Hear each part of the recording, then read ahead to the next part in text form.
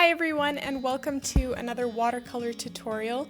Today I'm going to be replicating an acrylic painting that I painted of a reference photo that I took last summer whilst on a cycling trip to Tobermory in Canada.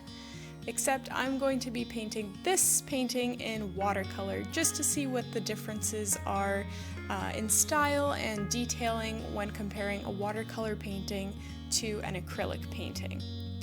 So basically, to start off, I used a mop brush and I covered the entire piece of paper in a layer of water, and then I proceeded with that same mop brush to basically create the sky to water gradient because this is a sunset lake painting. And so I started off with a blue tone towards the top, fading into a slightly pinkish skin-toned sunset color. I'm basically just going off of the acrylic painting that I painted because I lost the original photo when my glorious phone corrupted, so just bear with me here. It doesn't have to be perfect, I'm just creating some sort of background gradient, making sure to include those blues since both the sky and water is usually blue. So the majority of your painting should be blue with some hints of pink, purple, or yellow in the sky since this is, again, a sunset lake painting.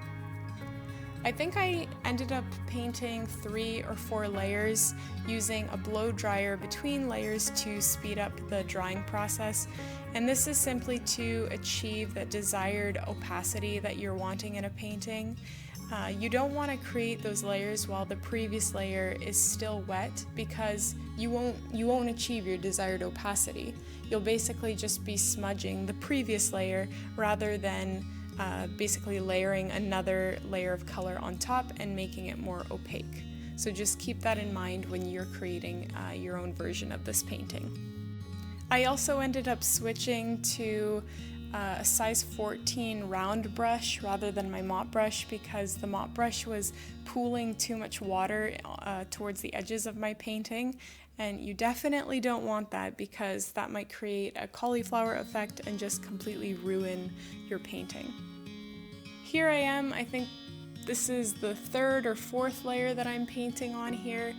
As you can see, the blue is really opaque and it's really, getting pretty dark. So that's the opacity that I wanted to achieve because when watercolor is wet, it naturally just looks darker. So when this dries, it's going to be lighter than this. So that's why you really want to create an opaque background.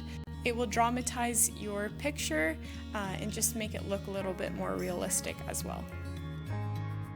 Once you're happy with the opacity of your painting, you're going to paint on your horizon line, and this is basically where the sky meets the water, and I'm making the horizon line really obvious by painting sort of a shadow in the background on that horizon line. So this insinuates either like a forest growing in the background or it's some sort of an island in the background, but it makes it very clear that the top is the sky and the bottom is water.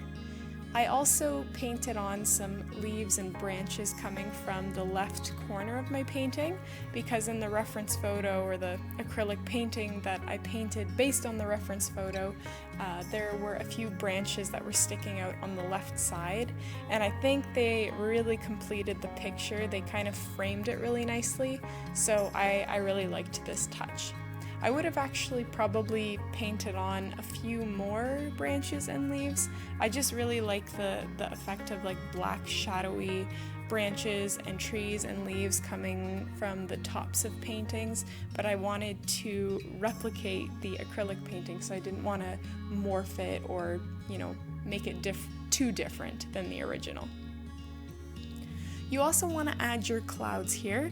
So I cheated just a little bit and used acrylic paint for the clouds because it's very difficult to achieve an opaque white cloud by just using watercolor. And this is where I found one of the big differences between using acrylic and watercolor, and that is trying to achieve basically that desired color gradient, because in clouds, they're reflecting the sunset or the sun in general, so I was trying to mix in some yellow watercolor into the clouds here, and it was making it was quite difficult. I couldn't achieve that same sort of cloudy reflection that I could using acrylic paint.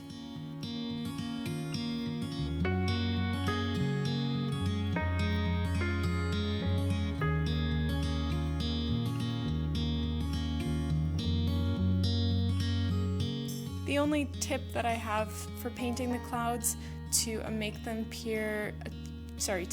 appear fluffy is to just sort of dab on the color. So next I started painting my pine tree, and my phone corrupted yet again, so you're not going to see me painting the entire tree, but I've painted quite a few pine trees, and I have a Christmas tree tutorial, so if you want to see a tutorial on how to paint a full pine tree, you will see plenty of videos in my history, so just go onto my YouTube page and just check those out. So another big difference that I noticed between the watercolor and the acrylic is that black is really hard to make opaque and not this matte color. When black watercolor dries, it really turns into this matte, very dark gray color rather than being completely black. So using black watercolor, I don't think you'll ever achieve the same opacity as black acrylic paint. So this is just something that you have to work around.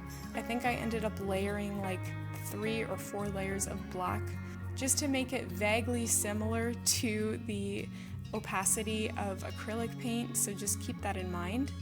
Anyways, here comes my favorite part, and that's peeling off the tape from the borders of your painting to reveal a nice clean and crisp border. If the paint happens to have bled through, you can easily touch that up with white acrylic paint. And here is the watercolor painting next to the original acrylic painting. I hope you guys enjoyed this painting tutorial. Don't forget to subscribe to my channel, like my video, and check out some of my previous paintings.